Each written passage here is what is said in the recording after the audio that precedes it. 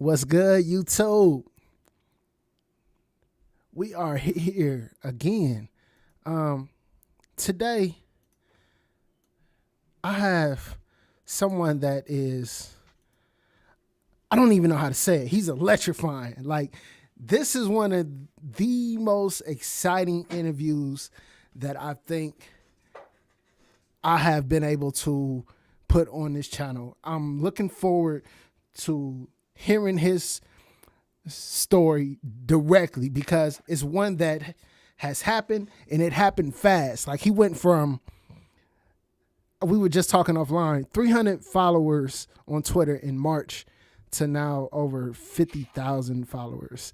And if you follow him on LinkedIn, he's been crushing it. And he just puts out so much positive energy. His perspective, his delivery is just on point. I have Danny Thompson. Thank you, Dawn. That's an intro like no other intro, To be completely honest, I'm beyond excited to be here. I'm a big fan of you. I'm a big fan of the channel. On top of that, I know that you are a veteran and you served our country. So personally, I want to be able to say thank you for your service.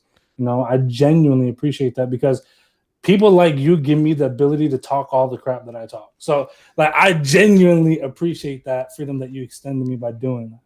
But I'm excited to be here. I think that your niche is phenomenal. I love the people that you're helping and the guidance that you're giving out. And if there's a way that I could facilitate that and help that grow another level, I'm all for it. So let's get into this, man. Let's get into it.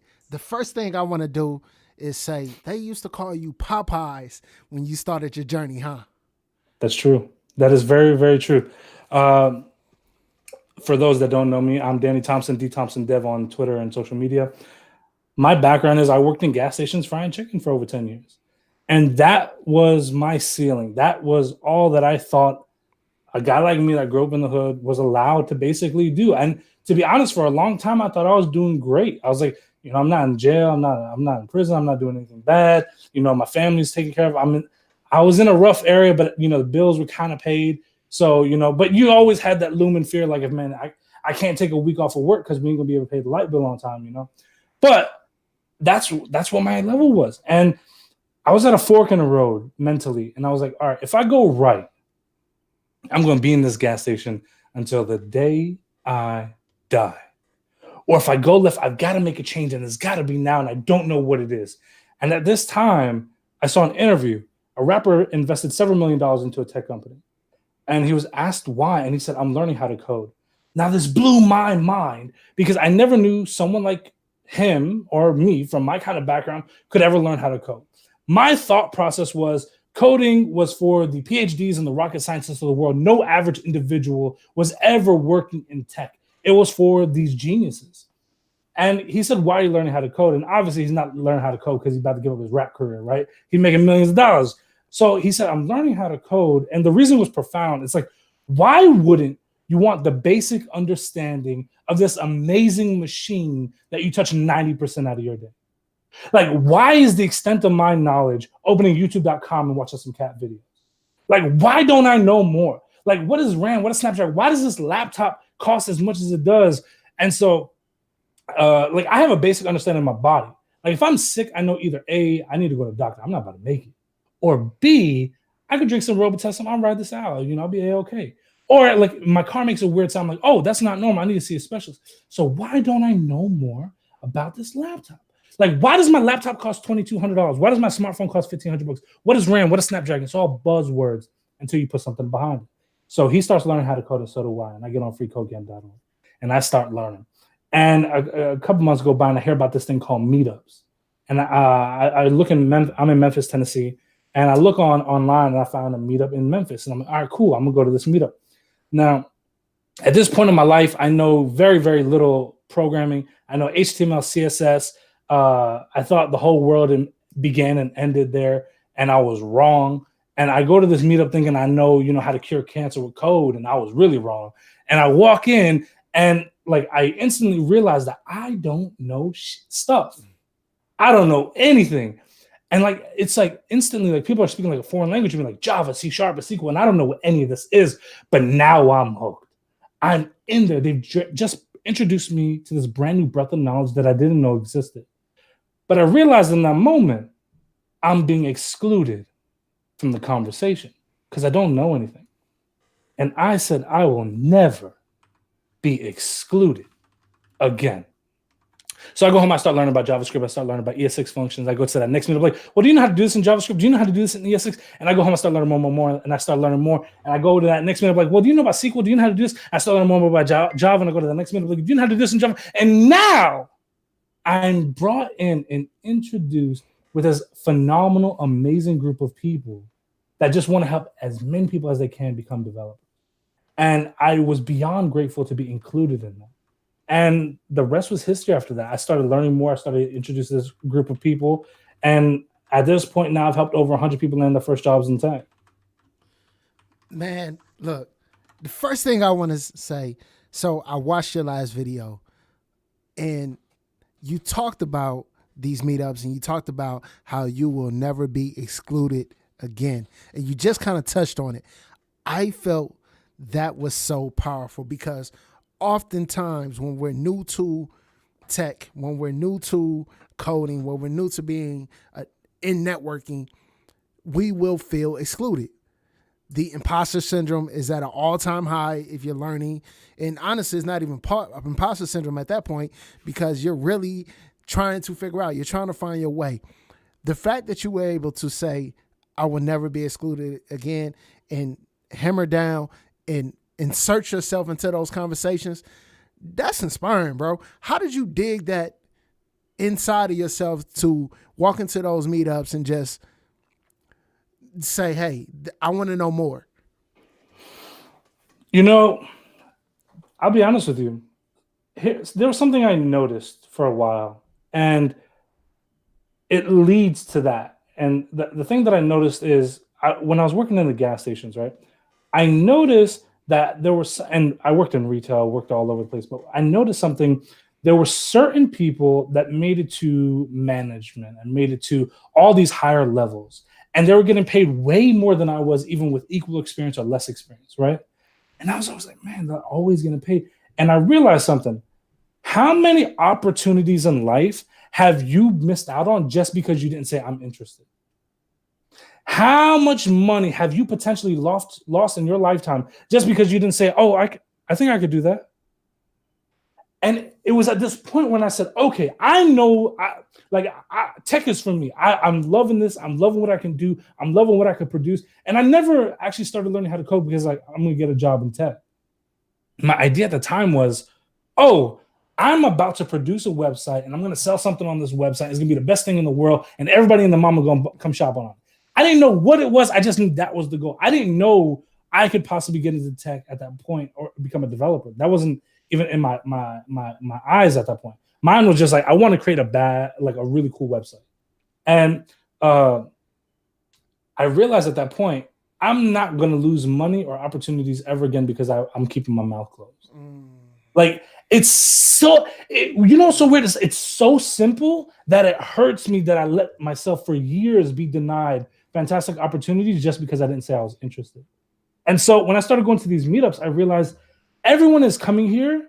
They're not coming here because they're like, I just want to sit in this room. They've shown up to this place because they're like, I want to have a conversation with somebody around this subject. So like, let's say you're going to a meetup about React, or let's say you're going to a meetup about networking, whatever it may be. When you go there, they all want to talk about that subject. They're all interested in that subject. So you can literally just walk up to somebody and be like, hey, so what do you think about React? Or do you like React? Do you hate React? Or do you like networking? Do you hate networking? What's your favorite stack? What's your favorite tech? What's your favorite? Like, you just need to ask one question because they're there to have that conversation. So why not have it with that person? And here's the thing with meetups. You have industry professionals and you have complete beginners and you have people in the middle of the road. You can meet all of them in one centralized location and they've all come with the same intention. We want to talk to people in our community. So once I realized that, I was like, that's any meetup I go to, I'm meeting every single person there no matter what. Man, I think I admire the dev community. I believe that it's one of the best communities. Like, I love the networking community, but networking is so, how can I say, niche. I would say that, you have different vendors. And I think the cool thing about the dev community is that it's not really vendor focused. It's all about becoming a better developer. And, I watch Coding Phase. I watch so many other people that have risen really, really fast on like YouTube and other social media platforms because there's so much energy in software development. Is that journey to be true from what I'm seeing on the outside? 100%. Here's one thing I'll also say. If you don't feel like, let's say, networking or whatever it may be is as exciting in the community, make it that way. Yep. Like the meetup scene in Memphis at that time when I started going, it was like the same 5 or 6 people in the same room talking about the same stuff. It was just an excuse for them to kind of meet up and hang out. And when I started getting in there, I instantly saw like we're missing the mark on a lot of stuff here where we can make this huge. And I joined as a leader for that meetup group, and I took the reins and I started making these events, and it went from like 5 or 6 people to 20 or 30, then to 100. Then now we have the biggest meetups in all of Memphis. We like our last meetup before COVID shut us down was 225 people. Wow. And we're still doing online meetups where we're averaging 50 to 100 people at every single one. So if you feel that the excitement isn't there, make it. There's nothing stopping you from making Dewan's networking group or, IT help desk for everybody or something. Like you can totally take over that niche and have an amazing community. And I'll tell you honestly, I never intended to run meetups. Like that was not my intention. If you would have asked me, like when I was on my journey, like if I was going to start doing that, the answer would have been no. Absolutely not. I'm not interested. It's way too much headache. You got to get sponsors. You got to organize the events. You got to make sure people come. You got to make sure you have a talk. It's so much work. But one thing I realized, I did the one thing that everybody does when they go to a coding meetup, right? And you don't have a job in tech, is you go to a professional and you're like, how do I get the first job in tech? You always ask the professionals, like, how do I break in this? Like, how do I make this happen? And I heard the exact same answer over and over and over again, like a broken record, like they had it on auto replay, right? Oh, man, that first job, whew, that's the hardest one. But if you get that first job, every job after that will become easier. To someone like me, that is the worst thing you could ever tell me. Because not only did you demotivate and demoralize me, you've given me nothing to work on. You've made me question what I've been doing for the last 6 months. You've given me no action items. I got no way to get from A to B, from X to Y. You've given me nothing. But I realized in that moment that every single other person that was coming to this meetup, asking that exact same question, was getting that exact same answer. And I said, okay, I gotta figure this out. I gotta change this, because in that moment I was thinking, like, at least for myself, I gotta get a job. But how are all these other people gonna get a job? And as we all know, tech for the most part, a lot of us, like some of us are outspoken, but a good portion of us are very quiet people. Right. And so now I'm like, okay, how do we make this happen for the people that are quiet? And it was at this time that I got on LinkedIn. And I was nervous. I was so nervous about LinkedIn. LinkedIn was this foreign world, and everybody's so professional. And I mean, here I am. I just fried chicken, dude. Like I work in a gas station. I fried chicken. I'll ring you up on a register. That's as far as my tech expertise really goes. And I realized something in that moment. You have all these people, all work at Fortune 500 companies. The chances of them walking in my gas station are zero. It's not even 1%. It's zero. They ain't coming. So I said, if I message them and they say no, I will literally never see them until the day I die. Like, our paths will never cross unless they invite me into their office. They're not coming to my area. Like, that's not happening. So I said, what do I have to lose by sending them a message? If they say no, okay, on to the next one. Like, there's 7 billion people on this planet. I just need one of them to fall in love with me and give me the opportunity of my lifetime. That is it. So it doesn't matter how many times I got to send a message. I send hundreds, thousands, whatever it may be. I just need one person to say, you know what, let's have a conversation. And that's exactly what I started doing. And in the beginning, all these people were like, who the hell is this Danny guy? And not like, oh, I love Danny. I knew Danny from the beginning. Danny's the best, man. But it never would have happened if I didn't open my mouth and say, I think I can do this. I think I'm interested. How many opportunities are you missing out on right now by not saying you're interested? I spent 30 years of my life missing out on money, opportunities, financial security, job opportunities, and safety for my family just because I didn't say I'm interested. Man, look, you just dropped so many jewels in that statement. Let me ask you this.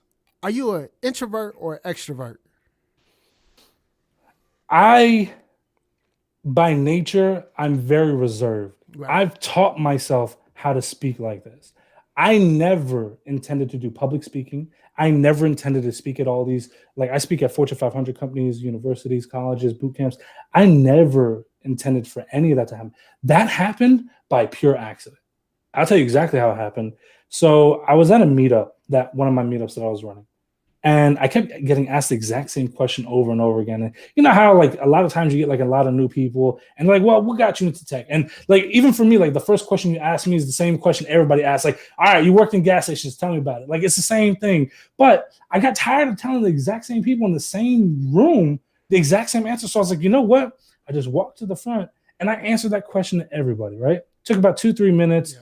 And then I got off. And then our meetups, the way it's organized is we get a guest speaker. They come talk about a subject. And so as soon as I was finished answering, the guest speaker came up and talked. And we meetups every 2 weeks. So the next meetup, someone walks in and is like, hey, you going to do that little speech in the beginning? And man, that was awesome. I was like, what speech? I don't do speeches. And they're like, no, that talk you gave last time was incredible. And I was like, what are you talking? Like, I'm not a speaker, man. We get speakers. Like, I'm not qualified to really be talking to you guys. Like, we get phenomenal speakers to come talk. That's not me. They wanted me to go up there. I had nothing prepared. And pretty much the time before that, I had nothing prepared. And I promise you, man, I was sweating. My mouth, my teeth were chittering. Like, you could hear, like, when I was next to the microphone, you could hear that. Right. I was nervous. And I think the difference was the first time I went with like, you know what, I'm tired of saying this. Here's what I'm going to say. But that second time I was like, oh, they want to listen. It freaked me out. But through that repetition, I started noticing things. I started noticing what people like feel. And I started noticing like what people are attracted to. And for me, what I realized is tech, regardless of your industry, whether it's help desk, whether it's networking, whether it's doing sysadmin, whether that's doing programming, sometimes it can be a very lonely field, but it can also be somewhat to a degree almost demoralizing. There's not as much help as you want. Sometimes there isn't as many resources as you want, and we get discouraged on that path. And one thing I realized is if I can help pick someone up emotionally, spiritually, whatever it may be, they feel like they can achieve that goal a lot easier. But not only that, just like the gas station, the gas gets you to where you want to go. Maybe this emotional gas can get you where you want to go. But the other thing is, I try to speak with passion because it's something I genuinely believe in, but I have a very clear vision of the things that I want to achieve in my life, right? If I tell you that dream, you may go, okay, that's cool, man. I hope you do it, you know, like, or maybe you'll give me some kind of validation, or like the vast majority of people, if you tell a big dream to a small mind, they're going to kill it, right? And it's hard. It's so hard to make that happen. And the problem is you can't see what I see. You don't feel my heartstrings tug at this idea when I just tell it to you. So when I started realizing that if I talk with enough passion, maybe you're going to start feeling that, okay, he believes in this. And if I start talking with enough conviction, you may believe, well, he knows what he's talking about. And if I start talking with enough ideas, you may say, oh, he's thinking about this. And if I start talking enough group and bring all these ideas together, and you're like, you know what, man, that man can achieve this thing now. He's talking like he can do this thing right now. And once I can do that, maybe you can feel the same about your dream. And that's all my goal is now. I want to see you get to where you want to go because I want to do a happy dance for you. I want a reason to celebrate you. I just need you to give it to me. That's it. In your last video, excuse me, on how to start coding and keep coding. If you all don't know, Danny has a YouTube channel. All of his contact information is in the description of this video. You made a statement that's kind of in line with what we were just talking about. You said that inspiration has an expiration. I felt that wholeheartedly. Can you talk more about what you meant by that statement? This is a statement that I believe down to the core of my soul. Inspiration has an expiration, meaning a perfect example. In 4 days, the entire world's gonna be like, you know, I'm about to lose some weight. And if they don't act on it then, 5 days later, they forgot they even had that thought. Sometimes when you get inspired, you must take action immediately, because once you lay the groundwork for that action to occur, you are more likely to commit to that action than you are as if you just thought about it passive.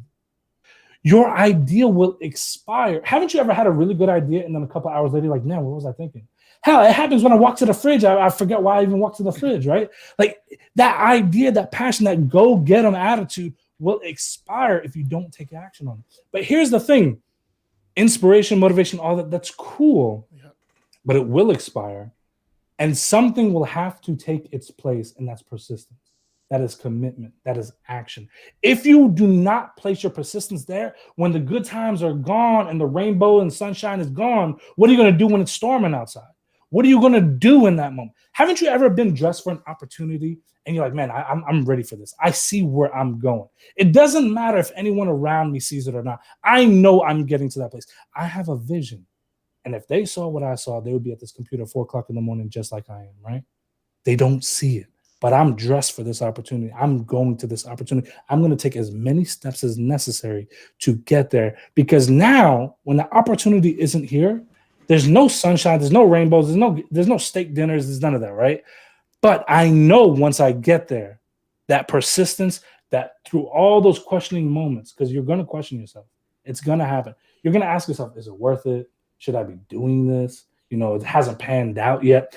And the real question you should be asking yourself is not, is it worth it? Because you're downplaying the value of what you're doing and what you're bringing to the table. You should be saying, if I don't do this, what is it going to cost me? Is it going to cost me a new job? Is it going to cost me a new career?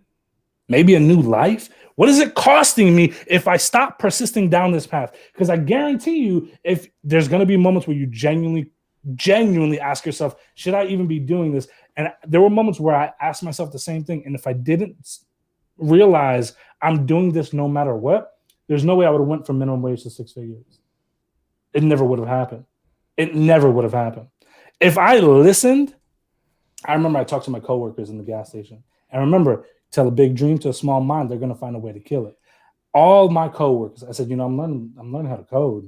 This thing is awesome. It's free. Why don't you guys start doing this? And they were like, this isn't for people like us. This is for the smart people. You need to be realistic. Focus on becoming a manager of this place. Don't focus on learning how to code. And if I listened to them, that is exactly what I did.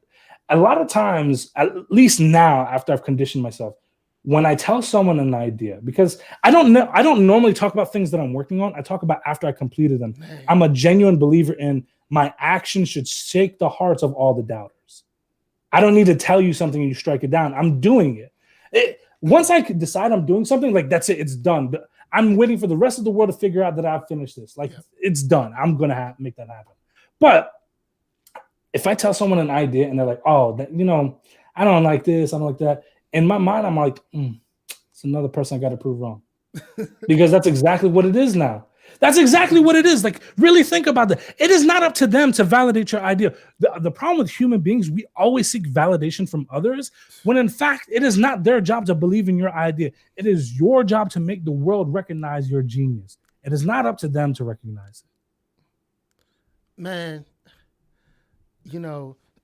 I was talking to a circle of friends, right? And we were talking about our goals, and I told them that I don't share my goals like I used to, but I don't do that. And you just put words to why I don't do that.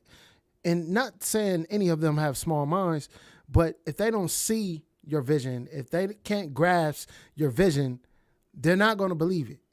You know what I mean? And I think my boy Chris Wood said, if you tell the plan, you plan to fail. You know what I mean? Like, if you tell what you're working on, you're giving validation for people to not believe and to, I don't know, just crush your dreams. And what you're just saying, man, that is so powerful to me.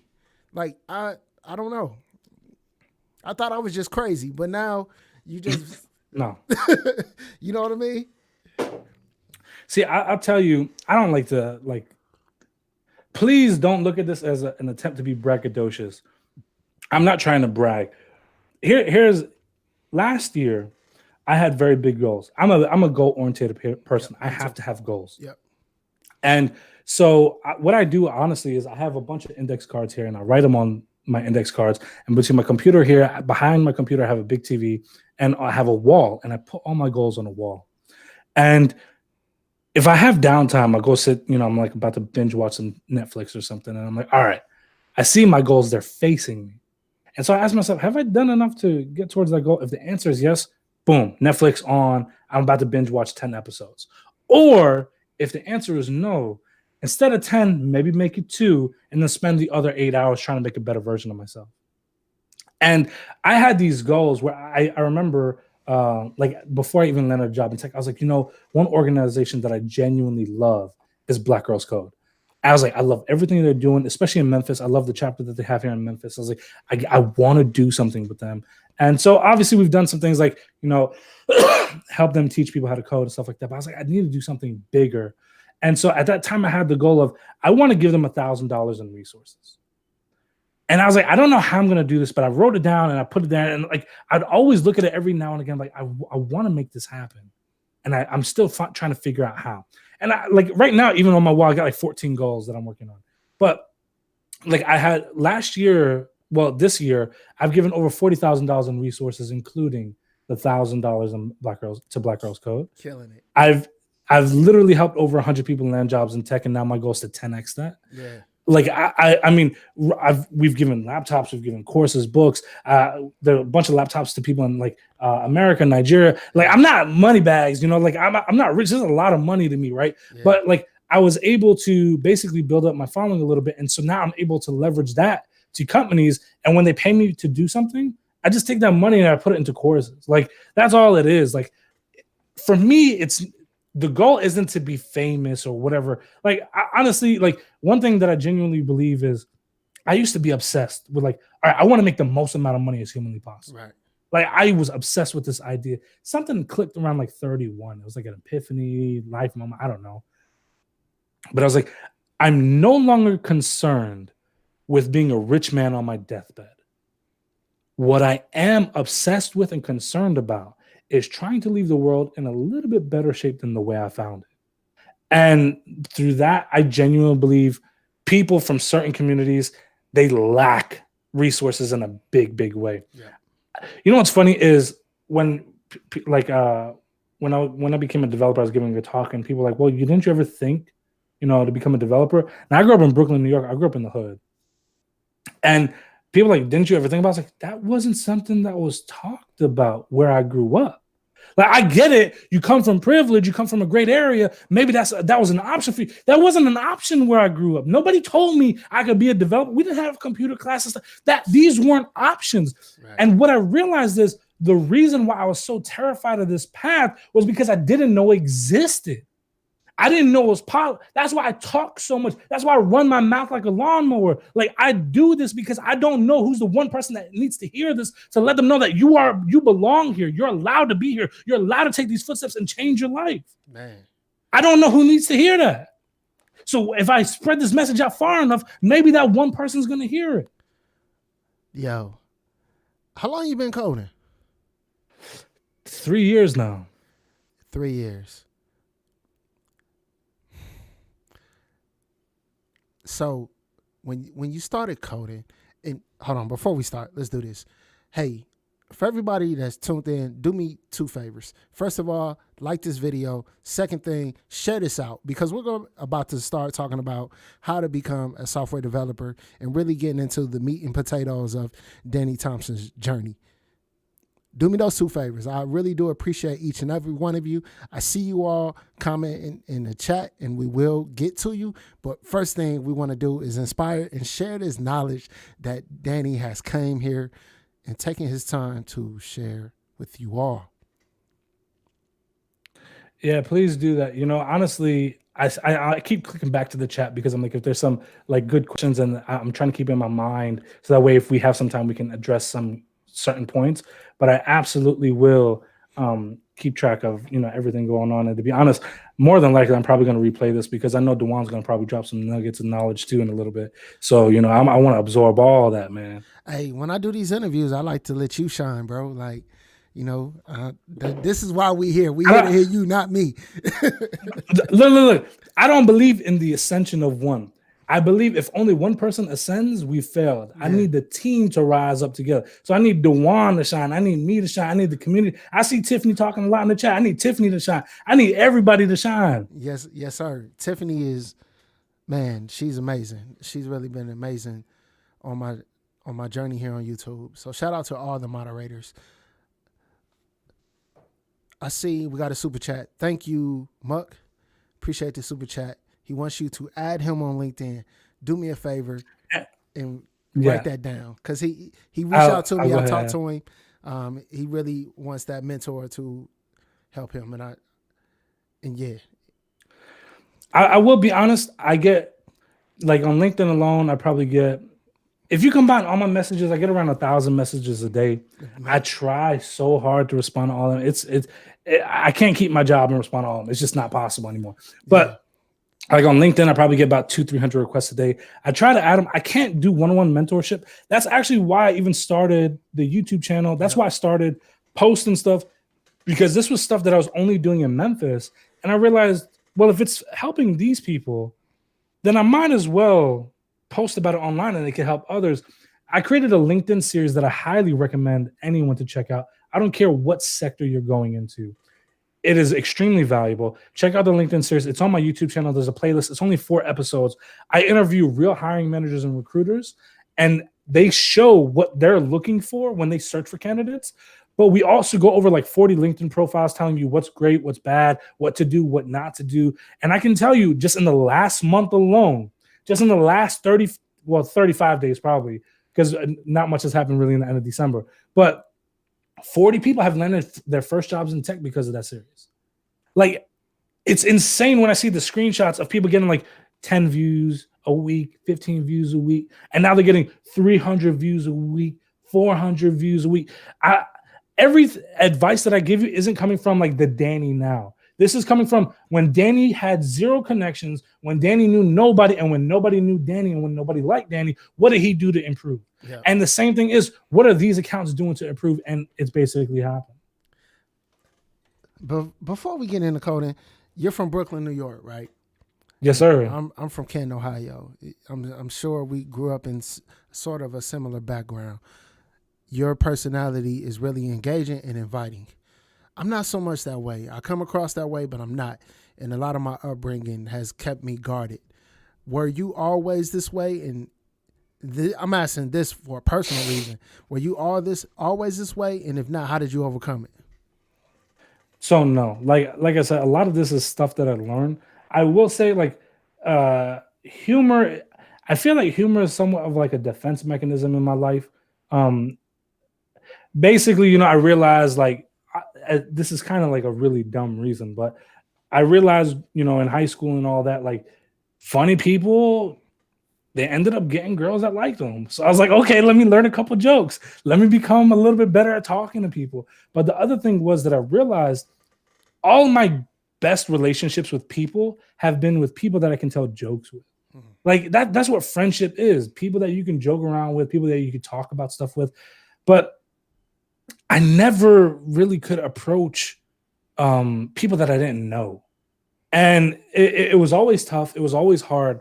And this is the kind of stuff that I've learned, because honestly, like, my wife will tell you for years, now I'm in Memphis. Memphis life is significantly better than living in New York. And one thing that I noticed about New York when I visited again was everybody just walks around like they're constipated.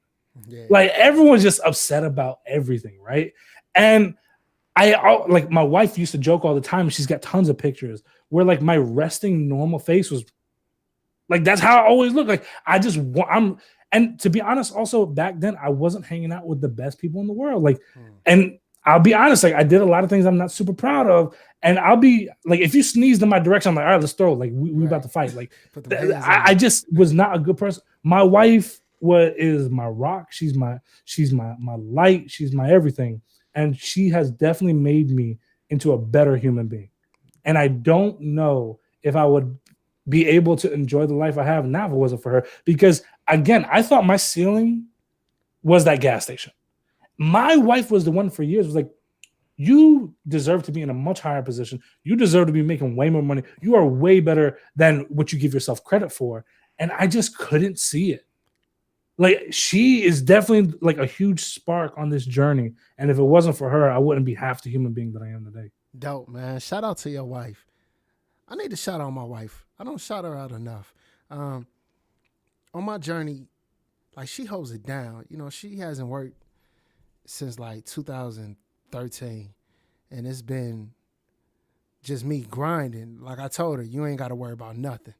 You know, for me, it's like, if you can just take care of this piece over here in the house and do whatever it takes for you to be happy, I'm going to take care of everything else, you know, because I'm a driven type person, and she's held it down, and I'm thankful for her. So, babe, if you're watching this, thank you and shout out to you. Miss Lightfoot, we thank you. If it wasn't for you, we wouldn't have Dwayne Lightfoot here. And, you know, I appreciate you too. Hey, thanks, Danny. So getting into coding 101. Can you talk about how you started on your journey, and then give some guidance on how you recommend somebody avoid your pitfalls? So the same place, if you want to learn how to code and you've never coded before, I don't care what field you want to get into, whether it's software, websites, whatever it may be. I always recommend the exact same place, and I'll explain why, but it's always freecodecamp.org. That is where I started. If it wasn't for that website, I would be where I was. It is completely free. They charge you nothing. If you want to donate $5 a month, you can. And they have not only just the content to learn, but they have a forum and a Discord community, and they have thousands upon thousands of people all over the world that talk on a daily basis. And when you get stuck, because you will get stuck, they're there to help you walk through it. Even me, I created a Discord now, and we've almost 3,000 developers. And there's coding areas where people have questions. They come, they get help, and it's completely free. I've created I don't ever try to monetize a lot of the things that I do.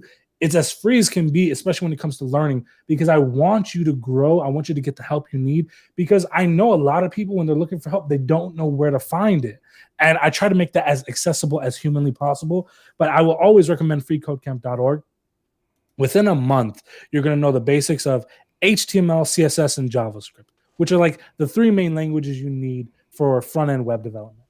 Now, the reason why I recommend this, no matter what you want to learn, because let's say, for example, you want to learn data science or machine learning, Python would be a better language to learn than HTML, CSS, and JavaScript. Or if you want to make like back-end software, maybe, Ruby on Rails or C# would be a better option. But I always recommend HTML, CSS, and JavaScript, and here's why. Number one, in a month, you're going to know the basics of HTML, CSS, and JavaScript. You don't know what you really want to do. Like, if I were to ask you, what do you want to do? You don't know. You don't know what backend is. You don't know what front end is. You don't know what mobile web development is. You don't know what none of this is. So by now learning something, you have, albeit a limited level of knowledge onto what these other areas may be. You may say, hey, I don't really like making the front of a website. I hate it. Or, I'd rather work on the logic. JavaScript has logic. It has dynamic. It has algorithms. Like, I really like dealing with the data. I don't really like dealing with the design stuff. Cool. Backends for you. Or you like, I really hate the algorithms, but I love the design stuff. Well, front end may be for you, right? Or you'd be like, both of them suck, but I really want to make some mobile apps. Well, there you go. Now, knowledge is a window you can peer through. And now you can peer through that. And even if I were to talk to you about Python on a very limited scale, you can compare the ideas, because many of them will be similar. So now you can be like, JavaScript isn't for me. Python is where it's at, and that's where I need to be at. But you'll never get that without having at least some level that you started at to realize, okay, this is it. This is not it. So I always recommend that. And from there, you can pivot on to whatever you need to do. And if you want to take the free code camp journey, which I recommend, absolutely do that. But there's tons of websites. Actually, in my latest video, I list like 11 free websites that you can go sign up and start learning for free, because I don't want you to spend money. Like, there are boot camps out here charge $15,000, $20,000, right? I would rather, I'm not saying that's a bad way to go, by the way. Like, it's totally possible. If you need the hands-on learning and all that, definitely a way to do it for sure. But I could also say, if you took that 15 grand and like, let's say cut it into thirds and you spent 5 grand, you could pay an online mentor online like for one-on-one lessons. Like, I mean, the things that you could do with that level of money is insane. Right. But some people want that, you know, hands-on experience. They want the help. Some boot camps claim to help in getting jobs and stuff like that. And some people want to do that. I would just try to stay away from an income sharing agreement because, for example, Lambda schools, it's like $30,000. They take 30 grand away from you over 5 years. Like, they're taking it from your paycheck. So it's like, there are so many ways. I personally dislike that. There are people that have done that path and they love it. But for that kind of money, I mean, it's insane. Like, I would go get a degree if that's like the kind of money and time that I want to spend.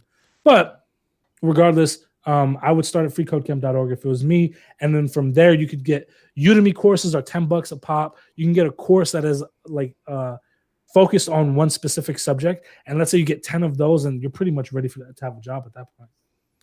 Man, you touched so many things. Those boot camps are expensive if you want to go that route, the 20, 30 grand boot camps. A lot of times there's insides of how they make their money. It's not always focused at the people that can't afford it. Oftentimes it's focused at people that are underprivileged that may qualify for grants, or people that are veterans that get them GI Bill. So it's not necessarily coming out of their pocket. They're getting more so government money. So they got ways to get that done. But a lot of times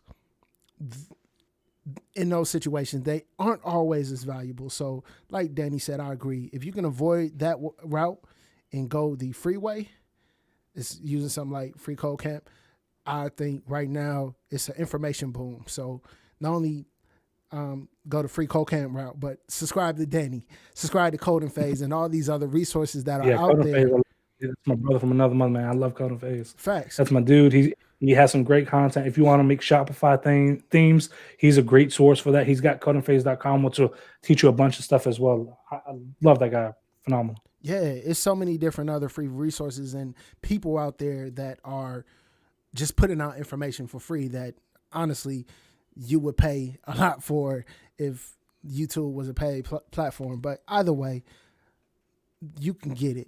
Now, when it comes to learning a language, you mentioned that CSS, HTML, JavaScript, that's the foundation, pretty much start there. And I agree with that. When I started my network automation journey, I started with Python. And the thing that I always struggle with, and I still struggle with today, is building a front end for whatever back end application that I'm building. So I think learning that front end is really important. How long does it take to learn something like that?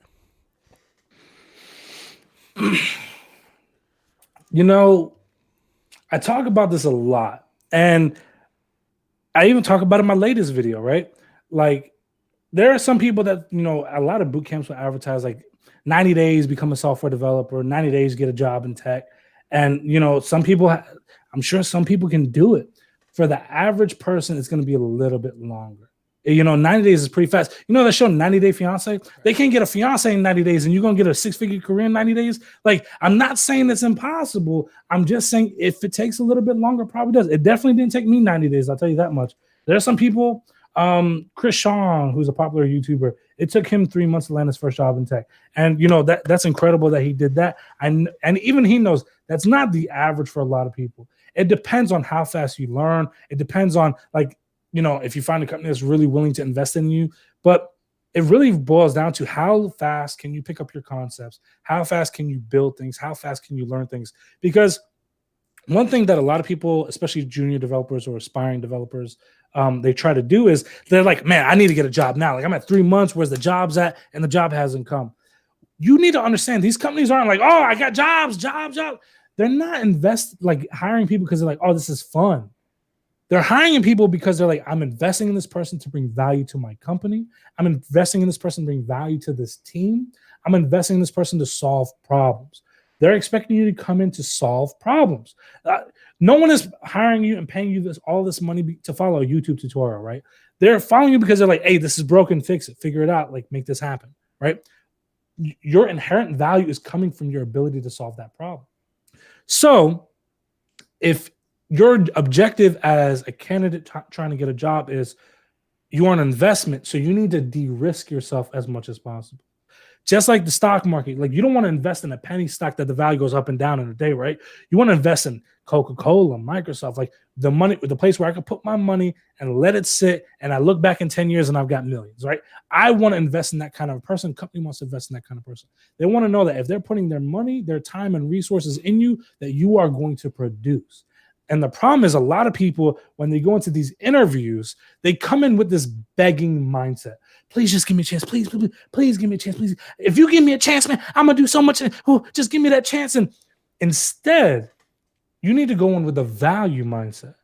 I am valuable. I am going to bring value to this conversation. I'm going to bring value to this team. And if you give me the opportunity, I'm going to bring so much value that you're going to fall in love with me. Because if you bring value, they will bring a checkbook. It's as simple as that. No company in the history of the universe has ever turned down a surefire bet to make money. And the problem is most people don't approach these situations and these opportunities with a value mindset. They're going with that begging mindset. They're begging for these things. They're begging for these opportunities. And they don't realize that it's unattractive. Man. Don't you realize you're more attractive when you can say no to somebody? They want you more. When you know what you want and you won't subside your values and your thoughts for that thing. And they're like, man, Danny knows what he wants. And that's not, I turned down 6 jobs in tech before I accepted my first job. I'm not advising you to do that, by the way. I'm just very stubborn. Yeah, hey. I had a very clear vision. I think when you come from nothing, a lot of times you may operate in the mindset of lack. I know people that have money and still operate in the mindset of lack. Yep. It's unfortunate, it's painful. And those are definitely the people I don't share my ideas with. Man, yeah, that's powerful, bro. 6 jobs you turned down. Now, kind of going back, you mentioned in your, I think it was, I'm not sure which video, but you mentioned that you did code reviews before your first job. Oh, so like, I think you were probably hearing me reference, like, if you go to a meetup and like you bring some code with you, developers will look at it. And that's actually, I took all that feedback because what better place to have them tear apart whatever you were making and to find out what you did great and what you did bad. And one thing that I realized with a lot of people, and I had to realize this in the beginning too, you are not your code. So when people would criticize my code, I was taking it personally, like, oh, you telling me I'm bad at what I'm doing. When in reality, they're criticizing your code, at least if they're doing it constructively, it's not to tear you down, but to actually build you up. To say, this is a flaw, this is a flaw, this is a flaw. If you fix this, this becomes better. And I was looking at it and like, oh, damn, like that hurt. Like you're actually making fun of me. But in reality, they were building me up to be a better version of myself. And I didn't realize that. A meetup is a great opportunity to kind of show off what you've been building, to talk about it, get ideas. But especially in an in-person one, it's so fast where you could just pop out your laptop, be like, oh, I'm working on this. Can you check it out? And they'll read through that code, be like, oh, this is not a good practice. Like, you should change that. And what ended up happening was I learned a lot of good practices along the way. And I was going to these interviews, I can now talk about them in a constructive way. And the cool thing about a meetup, even if it's not in the subject that you know about, you retain some of that knowledge, like at least speaking level about it. So I'd go into, like, for example, I remember I was interviewing with one company and they used Python, Ansible. And I went to an Ansible meetup, but I never worked with it. And so I was talking about it. I was able to speak about it. But I mean, luckily they didn't ask me to code it because I would have been lost beyond belief. But like, I knew Python, I just didn't know Ansible. Right. But going to that meetup, just on that random topic, it popped up in an interview. Like, you never know where that 1 hour interview could, like that 1 hour meetup could ever pay off dividends. That's true. That's true. That's true. What was the hardest thing that you faced on your journey to becoming a software developer? Say that again? What was the hardest thing that you faced on your journey to becoming a software developer? I talk about this a lot because honestly, and this may sound kind of like cliche or cheesy, but becoming a software developer was probably one of the easiest things I ever did. The hardest thing was actually believing I was allowed to do it. The hardest thing was literally like just talking to myself and saying, you're allowed to do this. You're allowed to be here. You're allowed to grow in this industry. You're allowed to be a developer. Because even when I was going to these meetups, I was like, I'll be honest. Like you kind of said at the beginning, my nickname at a lot of these meetups was Popeyes. And the reason for that was I was working 80 plus hours a week in that gas station. I was making just enough money to still be broke. I was making enough money that I was literally looking at it like, man, I need to get a third job. Like it wasn't even 2 anymore. It was 3. Like I forget this. But I hate when people say that too. Just get a second job. I had the second job. I was looking for the third. Like I was still broke. And I remember I would go to these meetups and I would time them. Like the meetup started at 7. I got off of work at 6:30 that day just so I can make that meetup. And I 20 minutes into that meetup, the entire room smelled like fried chicken because that's exactly what I smelled like coming from work. And they used to joke, call me Popeyes, and I'd laugh it off and ha ha. But in reality, I was like, it hurt me. Maybe not on the front end, but it made me doubt myself more than ever because I'm like, well, they're coming from a university. They're coming from an office building. They already have a leg up. There's no way I'm going to be able to enter this field already lacking what they have right now. And for a while, like I remember I was literally turning down job opportunities and helping other people land those jobs instead. And I think I was like the 10th person I helped. So, like someone at the meetup that I knew was like, aren't you going to think about yourself? Like, aren't you going to get one? I was like, maybe one day. But in reality, I kept telling myself, like, I don't have what they have. I don't come from a good family. I don't come from an office background. Like, I've never worked in an office building. I don't even know how to operate in one. What is corporate America? I don't know none of this. So for a long time, it was just me delaying my own entry into the field because I just didn't think I belonged. So once I got past that, the rest was history. Like I knew I could learn. To this day, I can learn whatever is necessary. That's fine. Like there's literally no difference between me and anybody else. The only difference that exists in my life between me and anyone else is I have no problem failing as many times as necessary to get to where I want to be. Like I don't care if it's 100 times. I'm still going to get to that goal.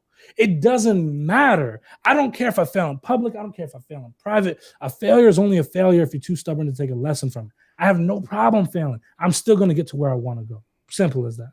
So I'll fail. I'll cry. I'll cry if I have to just to get that strength to keep on pushing. That's fine with me. I'm still going to get there. Man, hard work is undefeated.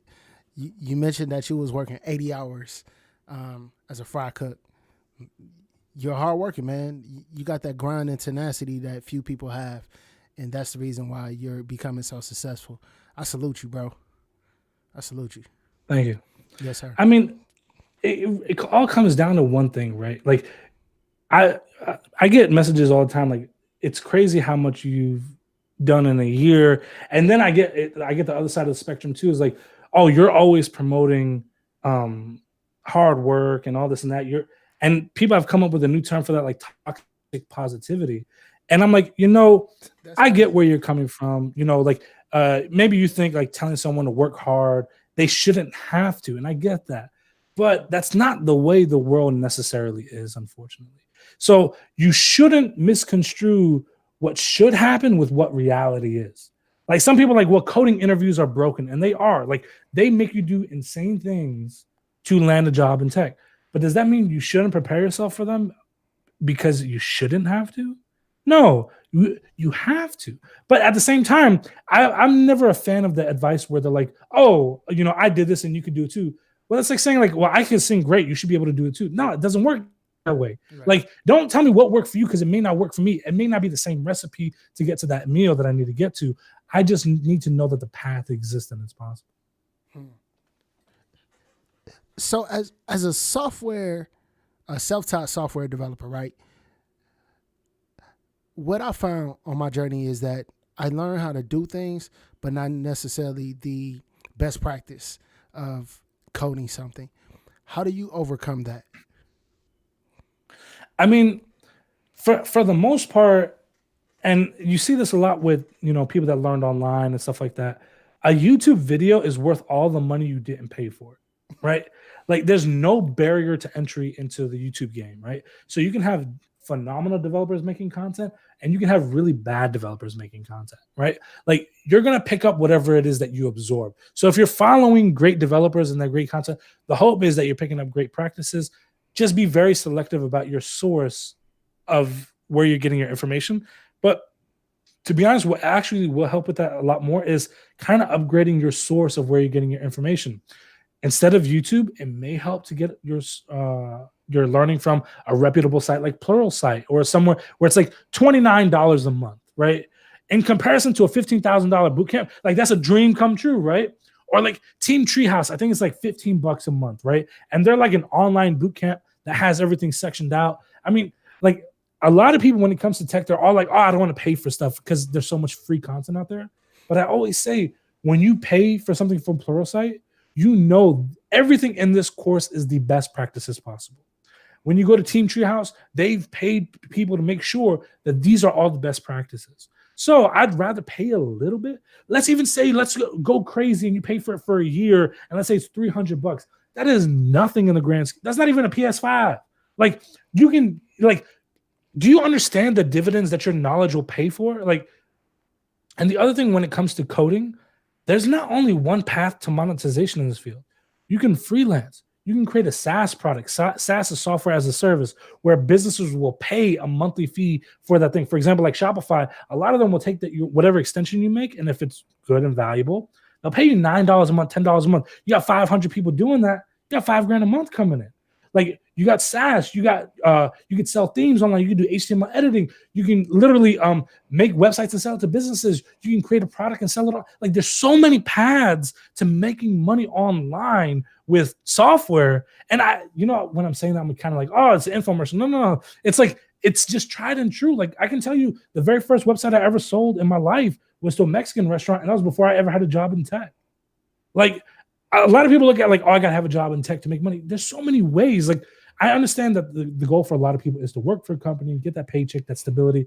But don't let that be the thing that deters you. Like, well, I can't get a job. This must not be for me. No, go sell some product. Go sell a website. There, especially now, more than ever, small businesses all over the world haven't had an online presence. We're like, we really messed up. Yeah. Now more than ever, my LinkedIn, my Twitter is blowing up from small businesses saying, can you make me a website? Do you know, first website I ever sold was a Mexican restaurant. I was eating there, right? And it was a Saturday. My wife was out of town. She was coming home that night. And I was like, oh, I want to see if this place is open on Sunday. So I go to their website. I was like, man, this is terrible. Like, I don't ever talk like that. Like, I don't want to ever put something, but it was bad. It looked like somebody made it in like MS Paint, right? Just made a couple circles. And it was just bad. And I asked the waitress, can I speak to the manager? She's like, whoa, everything okay? I was like, no, you're good. The meal's great. Everything's good. The food is phenomenal. I just want to talk to the manager to pick his brain for a bit. And so I just told him, and this is my approach to this day. Like, I just told him, I was like, look, the website is really bad, because I wanted to find out what your store hours were, and I still don't know.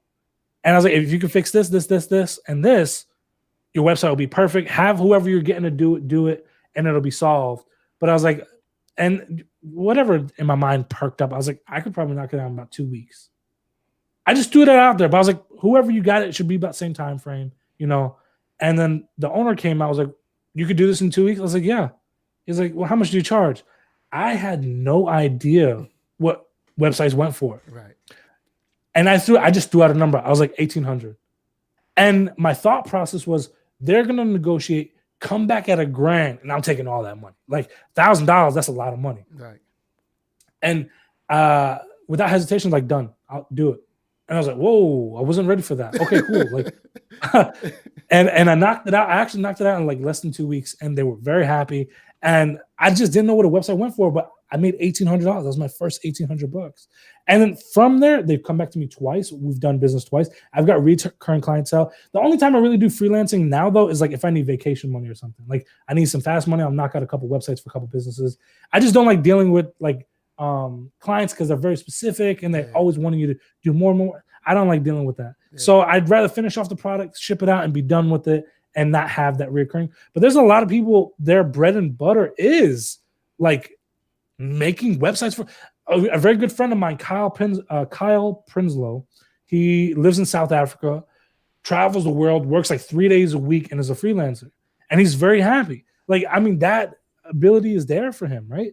Like, and he has like one of the most top selling freelance courses on the market now, because he basically itemized everything, how to get clients and and it does well for him. But some people love that, and some people like me, like I did it for a little bit. I was like, you know what? I hate dealing with people like that, so it's not for me. Yeah, man, I'm pausing because $1,800 on your first one. What do websites go for? Just asking for someone else that may be interested. It really depends on what the website is doing, what the problems it's solving, and really how much work is going to go into it. There are some websites where if it's like a cheap website, could be a few $100 to 10, 15 grand. Like you can definitely, it's not a far stretch to sell several websites for several $1,000s a piece. Matter of fact, one website was to well, I don't want to give out the necessary details, but they were like a kind of school, and they hosted a lot of their like training videos on the website, and they wanted me to redo it. And looking at all the work, I quoted them $14,000. They came back at 10. So I mean, it would be a lot of work. It'd take about 6 weeks, but I mean, 10 grand for 6 weeks, you can look at it like that. It just depends on like how much work is actually going into there. Take whatever it is that you believe that you are worth an hour, and then multiply it by all the hours, and then add a buffer for when things go wrong, because they will go wrong, and then add a buffer for unexpected costs, because there will be unexpected costs.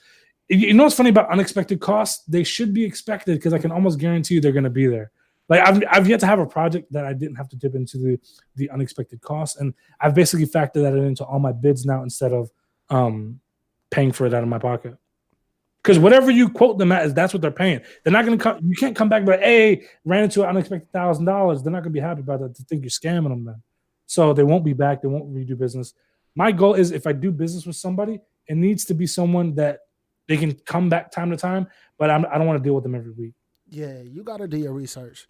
I used to freelance in networking, and one time I went way past my scope. I was way outside of my scope, and as far as hours, because I had to run cable that I didn't expect, and the cable was well over like 800 feet. And yeah, that's something, and it was like 30 feet up. And I learned my lesson then. So I make sure that I do all my research in advance and ask the right questions in advance, just like you're saying. Because if you do that quote for that certain amount of money, you can't go back and say, hey, I need this, because that's going to make you look bad, and that's just going to mess up your future business with that company. Yep. And here's the other thing too. No one has ever been mad if you ask them too many questions. Like, no one has ever been like, oh, I can't believe they're asking me more questions. No. That clarifying data and that clarifying information helps you make a better product. Because here's the thing. 90% of the time, most clients don't know exactly what they want. They just know they need a site. Yep. And they wanted to do these things. And then when you make whatever it is that they come up with, most of the time you're wrong, and you have to do something else to fix the clarifications. Clients are not usually the best at explaining what they want. So the more clarifying questions you ask, the better. Yeah. Because and here's the other thing, they don't know what it really takes to make a website or run cable. They just know, like, hey, I need this to be working. However you do it, figure it out. And it's your job to literally identify the problem and solve the problem, whether that's freelancing or that's working in the business period. Like, as a developer, 90% of the time I'm working on something that I have no knowledge of. Yeah. And like, the business will just say, this is broke, fix it. Your job is now go discover where the problem is originating from, discover why it's happening, and create that solution for it. Whether that's writing code, whether that's adding a new block of code, whether it's adding new libraries, whatever it may be, to solve that, you need to figure it out and solve that. Here's a question, then we're going to get to the chat. How do you design a website? Like, it's one thing to code, but how do you make it look good? How do you learn that aspect of, what is that, UX? Is that UX, or what is that? Yeah. UX, UI. Yeah, UX, UI. How do you get to that point? Yeah, so for those that don't know, UX, UI represents like user interface, user experience. Like, there's a whole science to that. I'll be honest, I'm terrible when it comes to like designing stuff. Like I can't even match my clothes, much less match a color scheme on a website. Like, again, my wife, she's my backbone, right? Like she helps me choose stuff like that. Otherwise, I'd be wearing gas station t-shirts all day long. Like that's exactly what I would do. But like when it comes to tech, you don't need to be a world-class designer to become a front-end developer. There are designers that do that. Like for me, if you provide me whatever it is that you want it to look like, I can then mimic that. Like these people literally do research onto what invokes the user to do certain things. Like they have a whole color scheme down to where it's like, all right, if this button looks like this will invoke a higher percentage of people to click on it and convert to customers. So like it's crazy the science that goes into it. They go through a ton of research, focus groups, testing ideas out, testing things out with actual people that they pay to come test this, right? They do all the guesswork so you don't have to. And so as a developer, your job is not to design anything. That is a designer's job. Your job as a developer is to develop this product. So for me, like I work back end and front end. I'm what's called a full stack developer. But for me on front end, like you provide me what you want it to look like, boom, I make it that way. Matter of fact, so one thing that we're doing with the community, I had an idea where I was like, it would be really cool to have a website where we had a bunch of learning resources on there, and also a website where like, okay, we have all these amazing members in our community.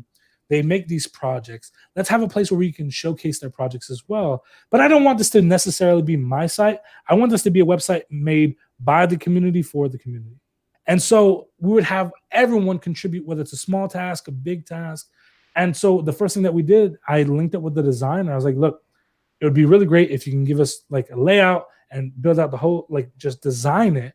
And then we can build off of that. Now we have the design. And it's like, okay, now I know this is how they want the nav bar to look. So here's how the button should look. Here's how our logo should look. Here's how our little hero section should look. Here's what the image should look like and how much space it's supposed to take up.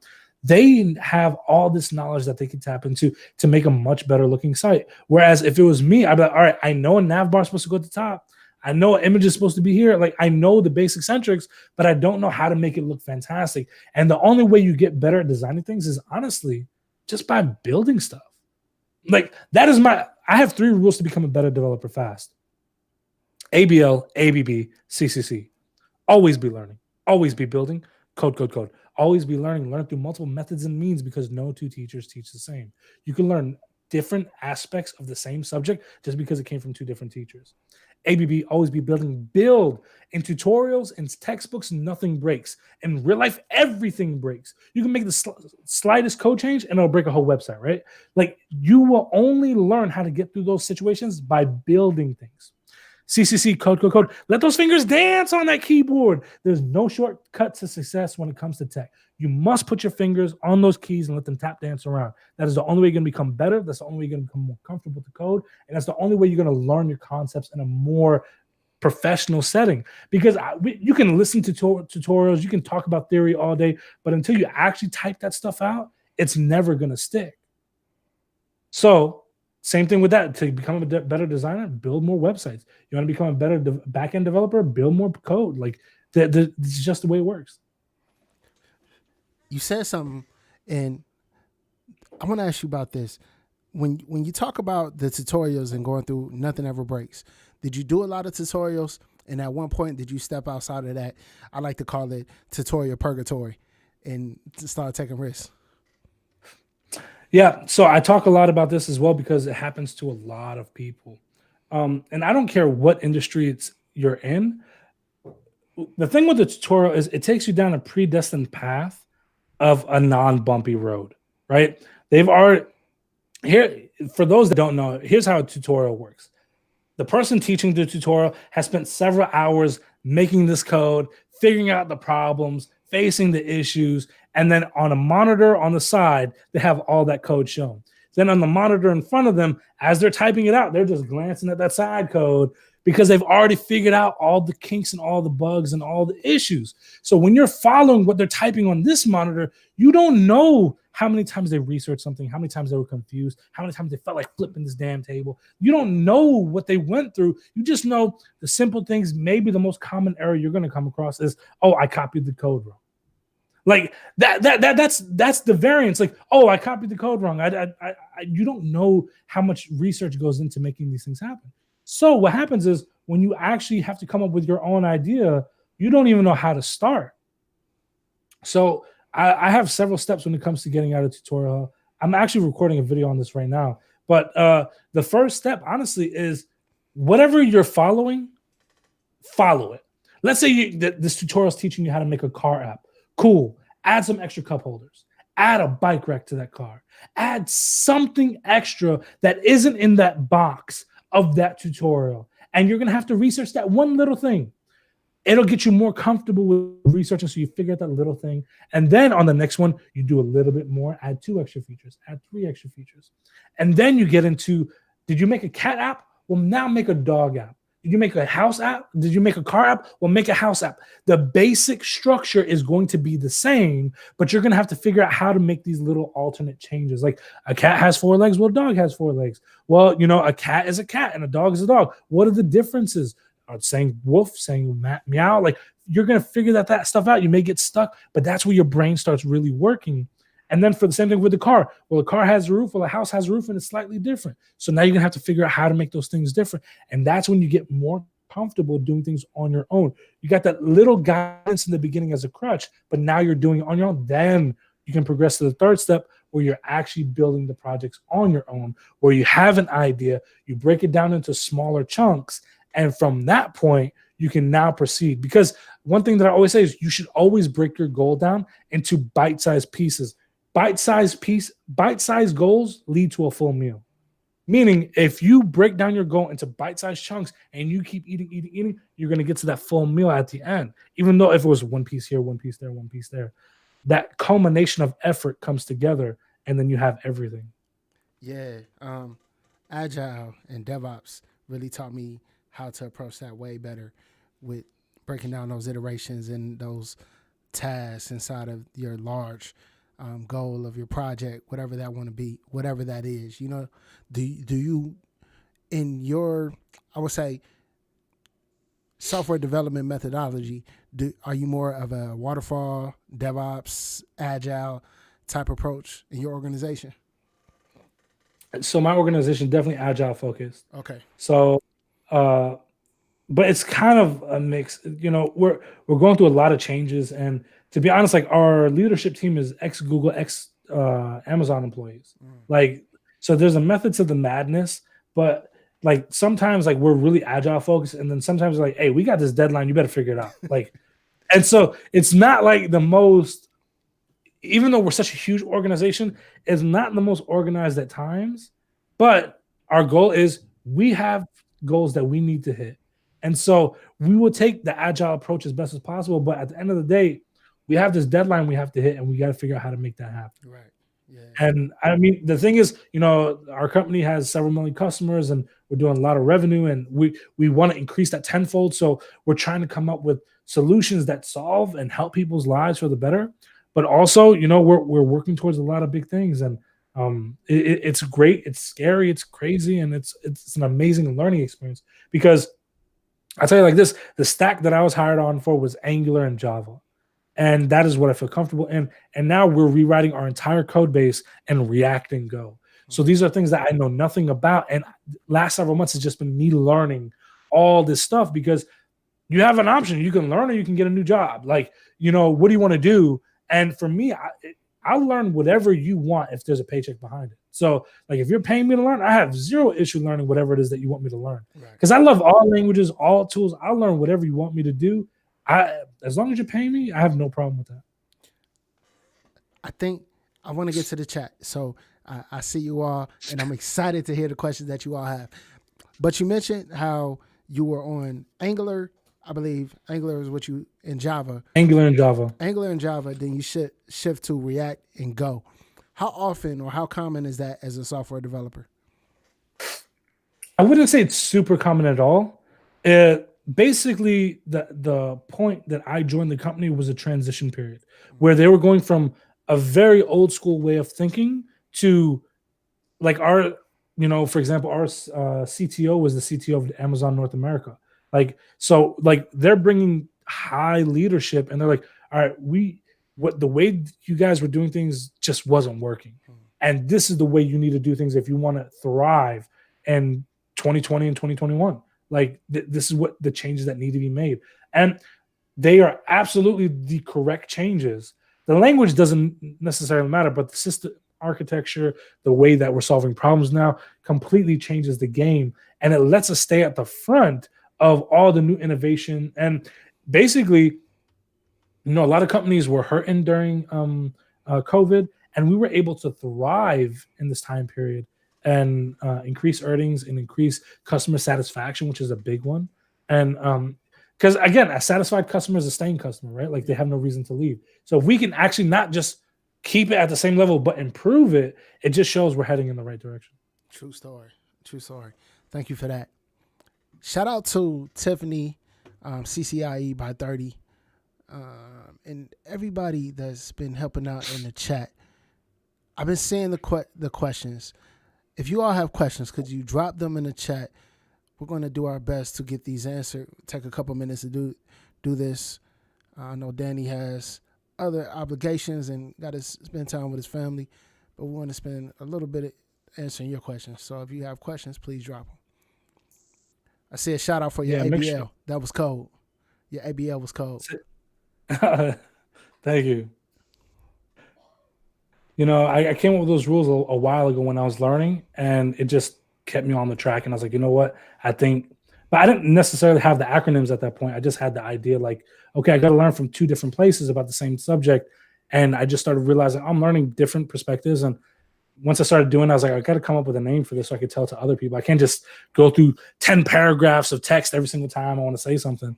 But now that was one of the first things I talked about on Twitter. And I mean, I still have people to this day that quote those things to me all the time. And it shows like many people have written it down and put it on their computers, and it reminds them of what they need to do. So I try to stay true to that as well. I'm probably going to write it down myself because I'm really trying to engulf in more coding and improving my front end skills. You inspire me to do Might that. as well. There's a lot of money in it. Yes, sir. Hey, so the first question we have, I'm going to go back a little bit from, I believe, Fixed Network Junkie. The question is, do you include the cost of your domain and hosting fees when you talk about freelancing? It depends on the situation. So I have in the past hosted sites myself and then charged for it, marking it up so that way I have that monthly recurring revenue. But one thing that I ran into with the headache was if something is wrong with a website, they're constantly calling you. Yep.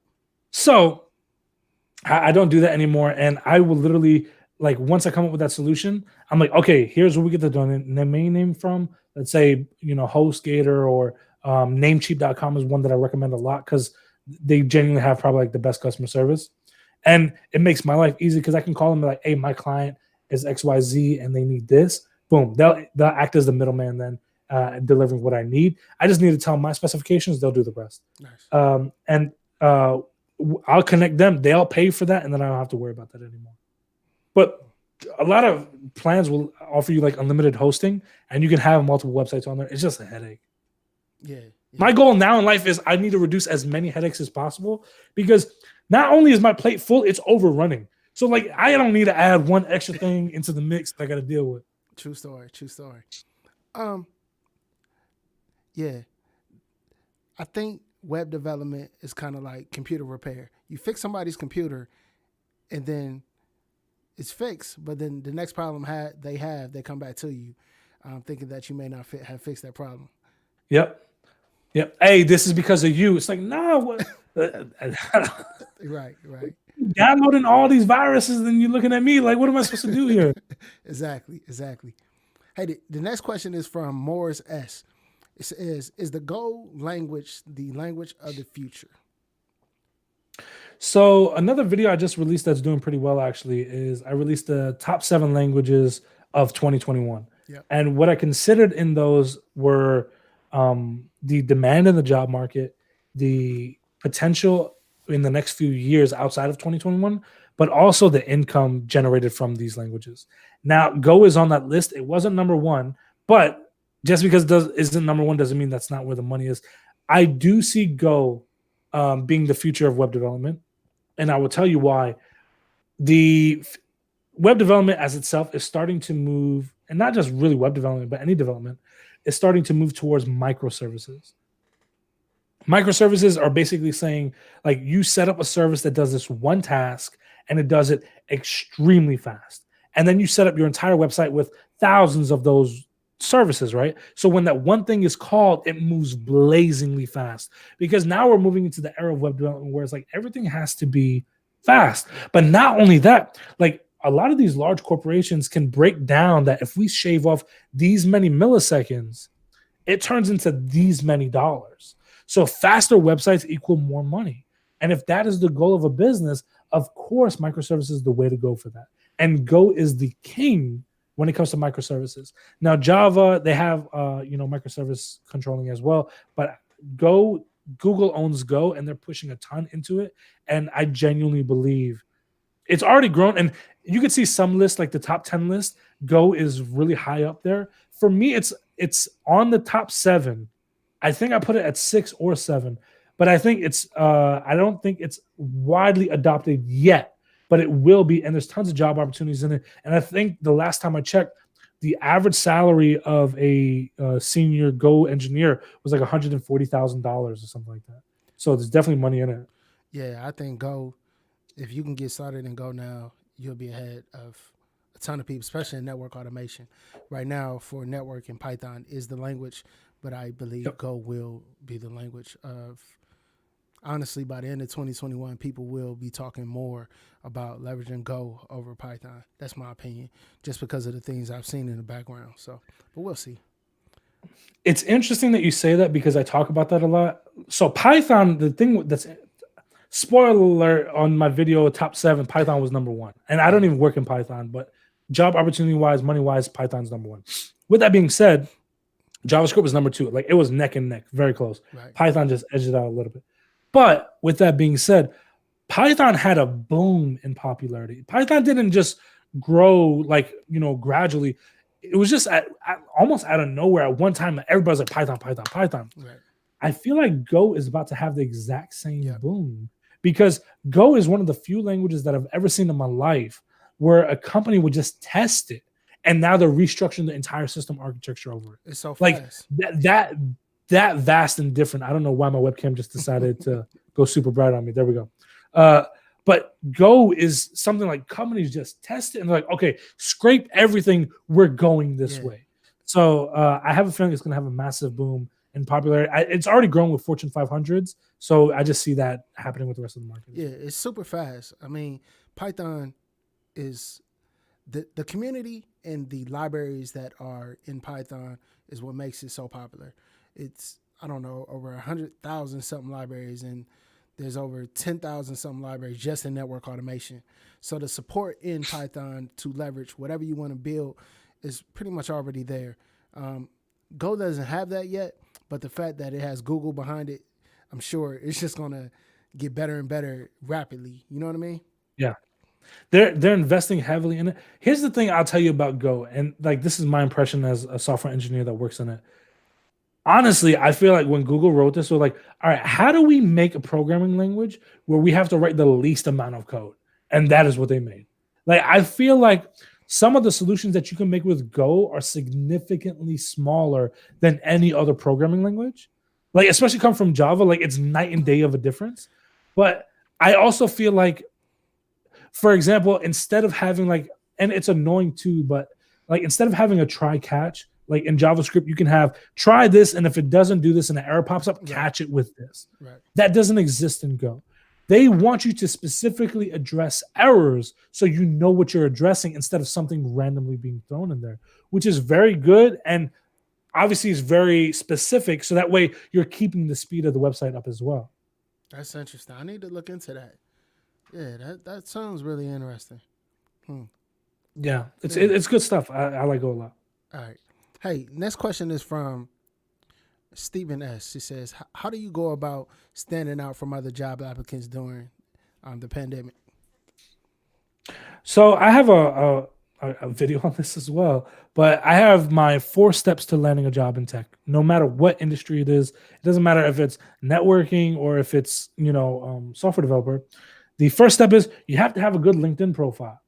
95 million people every month are on LinkedIn that are hiring managers, decision makers, and recruiters, right? Like they're making decisions in hiring roles. 675 million users every month are on LinkedIn, period, of which 95 million, well, it's 90 to 95 million are hiring managers. Like you need to stand out where they hang out. If they were at a bar, I tell you go to that bar. If they worked at a gym, I tell you go to that gym. Well, they're at LinkedIn. You need to be there. You need to give them the reason to notice you. And if you need help with that, I have a LinkedIn series that will definitely take care of that for you.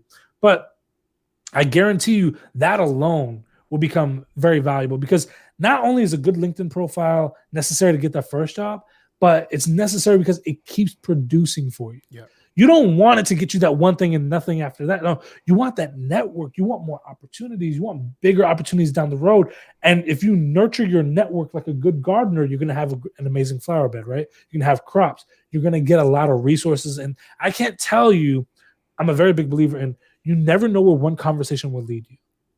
I had one conversation with one person in, December of last year, right?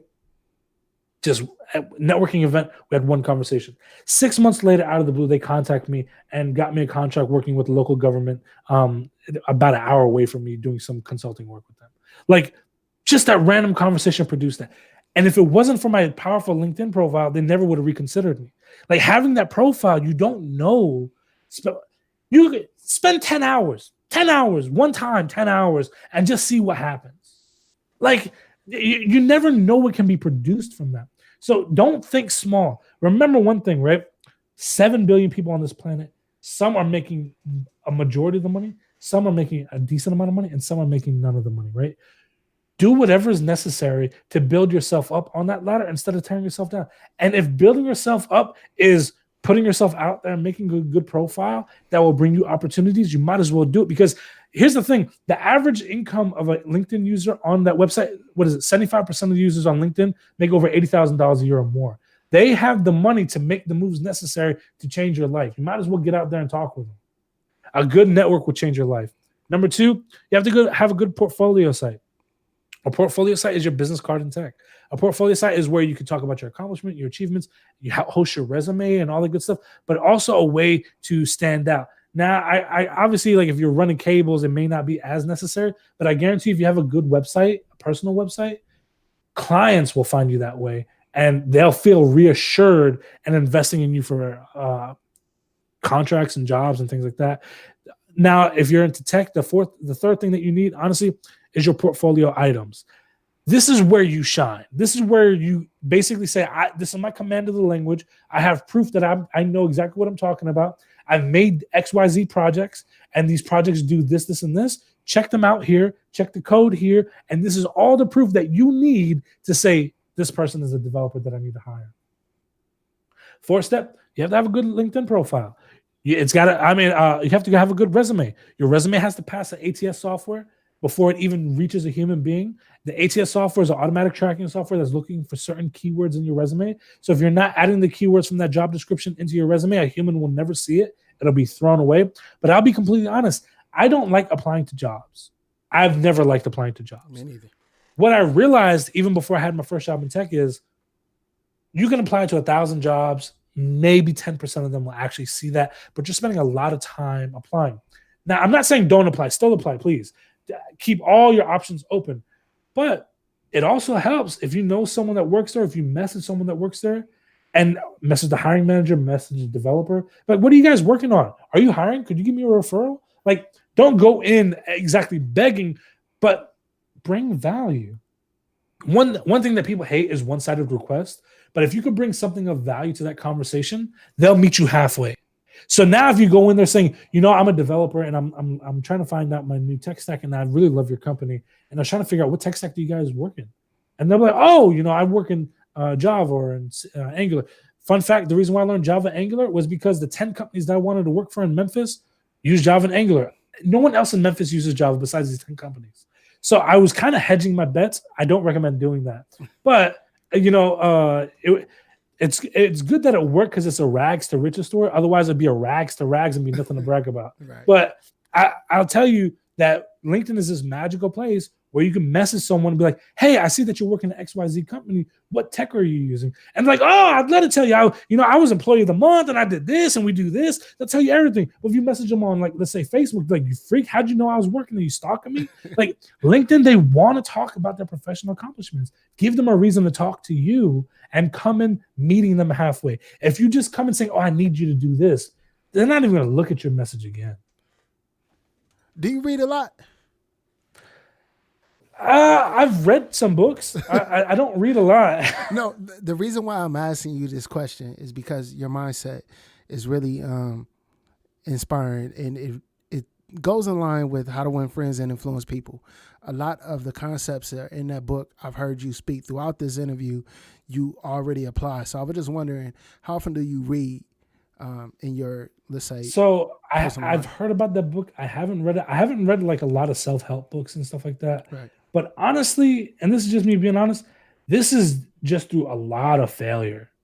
Like, you find out what doesn't work. And I'm a very big believer in fail forward as if you're falling forward, but then pivot quickly. Find out why you're falling forward and then take an extra step to move past that.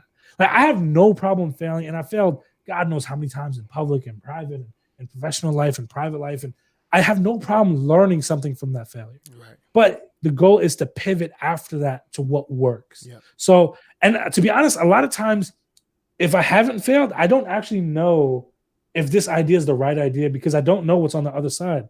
Like, if I haven't failed, am I stopping myself too soon? Like, I couldn't probably go a little bit further and get somewhere better. But failure, and that's why I share all this, because this is so much failure that has gone into understanding how the world works that I don't necessarily want someone to fail a million times the way I failed it. If there's a way I can share that knowledge, I'd love to do that. Man, same here. You know, I made under 60,000 for 15 years of my career. And then the last 5 years, I've done way more than that. And it was all because of, I guess, learning how to believe in myself and finding those opportunities and realizing, like you said in the beginning, about I will never be excluded again. You know, because I could have been at this level a long time ago if I would have realized that I had value to bring to the table and I could learn the same thing that other people were learning. I just had to apply that and put in the work to get there. Hard work is undefeated. And that's one of the mantras that you seem to live by, and I definitely live by. I am inspired, motivated, and glad to have had this conversation with you, bro. Like, it means a lot to me. I'll be honest, I'm beyond happy on a emotional, spiritual, and physical level to be here with you as well. Thank you for having me on this thing. And I will tell you this, and I get some heat for saying this, but I genuinely believe it. A hard worker is the poorest person in the room. A hard worker with a plan owns companies. You don't just need to be a hard worker. Construction workers are the hardest workers. Bus drivers are the hardest workers, but they're the lowest paid workers. But if you're a hard worker with a plan, the universe will align with you. Like, and it hasn't always been sunshines and rainbows. Like, I'll tell you this much. I remember, like, there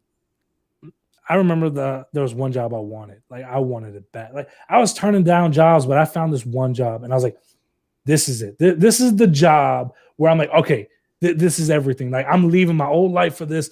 And I remember I did everything right. I finished that final interview, and I remember I went to my wife. I was like, babe, that time everything's changing now. That's it. I'm done with the gas station. They're going to call with the offer. And I didn't get it. They told me they didn't want me. I was so sick, I laid in bed for like 2 days. Like, that, it was the dream job. It had everything I thought I wanted. And it was the best thing that never happened to me. Because not even a week and a half later, my current job, which is my dream job, like, I've been here for a year, I don't see myself leaving anytime soon. it had more to offer me than that previous job, but I didn't know it. I thought I missed out on my dream opportunity. And that's when I realized I'm a very big believer that the universe is seeing things, hearing things, and witnessing things that you aren't. And it will move certain opportunities out of your way, whether good or bad, because it's witnessed something that's bad about it. And if it wasn't for the universe moving that opportunity out of my way, I never would have took this job. Now, knowing what I know now, I would have literally missed out on tons of opportunities because of that. I genuinely believe the universe will move things out of your way. And sometimes you need to be open to that. Because if you're so stubborn and staying down that path, things may not pan out for you the way it should. Like, haven't you ever heard the adage, like, oh, someone was drowning and they were praying to God, like, God, save me, save me. And they sent the boat. And the guy was like, no, God's going to save me. God sent you the boat. You were too stubborn to grab the boat. You need to be open to different opportunities. That's why I always tell people, like, hey, for example, I was just talking to someone the other day, like, hey, they're a valuable person in the community. Like, hey, I really need to talk to you. Like, I'm always open for a good conversation. I'm not taking clients right now. I'm not doing anything right now, but I still want to be open to that opportunity. Because what if they said, hey, we're going to offer you $100,000 to do this? Am I going to be stupid and turn that down? Absolutely not. I need to be open to these opportunities just in case. I hope you all have been able to soak up these jewels that Danny has dropped throughout this interview. All of his contact information is in the description of this video. Subscribe to his YouTube channel. Follow him on LinkedIn. Follow him on Twitter.